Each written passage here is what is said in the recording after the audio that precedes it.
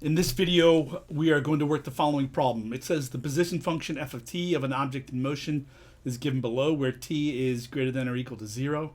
Find the average velocity of the object from t equals 4 to t equals 7. Okay, so in the formula, right, for the average velocity or average rate of change from A to B is going to be f of b minus f of a over b minus a. Okay, so that's from A to B. So in this case, we are going to go from 4 to 7. So it's going to be f of 7 minus f of 4 over 7 minus 4. Okay. All right, so and then we are going to simplify this out.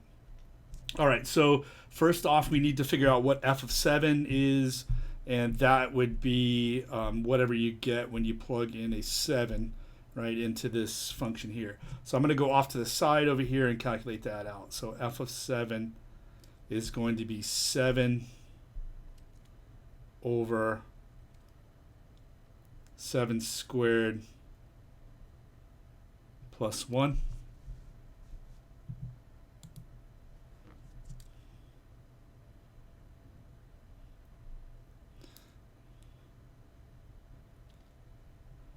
All right.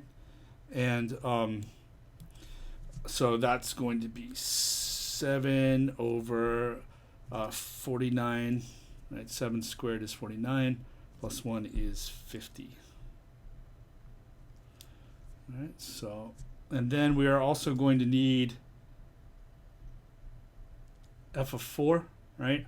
So that's what we would get when we plug in a 1 into that. So we get 4 over 4 squared plus 1.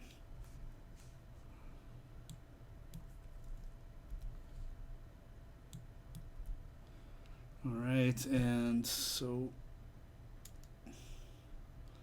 that's 4 over 4 squared is 16. 16 plus 1 is 17. All right. And then we're going to take those numbers and put them back into this formula here. All right, so f of 7 we know is 7/50ths. Right? And then f of 4 is 4/17ths. All right. And then on the bottom we have 7 minus 4, and that's 3. All right. And now we just need to simplify that as much as possible. So to do that, we are going to need a common denominator. That common denominator is going to be 50 times 17, right? Since these don't have any prime factors in common. So and so that would be let's see, 17 times 5. That's going to be 50 plus 30, 85, 850. Okay, so the LCD of these is 850. All right, so 50 goes into 850 17 times. So I need to multiply the top by 17 as well. So 17 times 70 is 70 plus 49. That's going to be 119, I believe. Probably better double check myself on that. So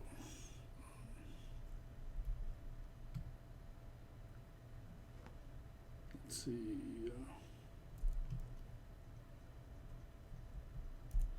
Yeah. And then on the bottom, I've got on this other fraction, right, I have 17, and 17 goes into 850 50 times. So I'm going to need to multiply the top by 50 as well. So I'll have 850 in the bottom.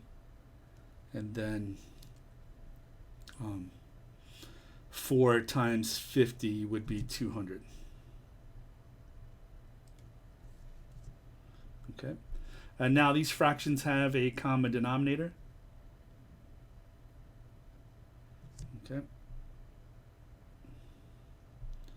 And so I can combine them into a single fraction.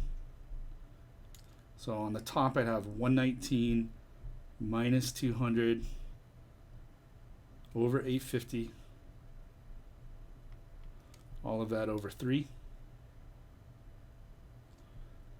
All right. Next up, I would do the subtraction. So that would be negative. Let's see, what is that? 79. Is that right? Over 850.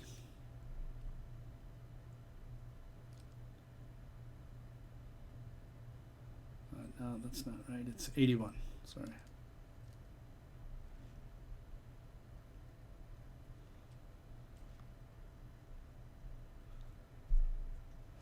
Okay, and then all of that over 3. All right, so now I need to simplify this. I have a compound fraction. That's a fraction that has a fraction in its numerator or denominator, complex fraction. So I can treat this as if it were a fraction, right? 3 as 3 over 1. So I'm dividing two fractions. When you divide two fractions, you multiply by the reciprocal of the one that you're dividing by, right? So dividing by 3 over 1 is the same as multiplying times 1 over 3. Okay? And now then I have a common factor in here. I can reduce.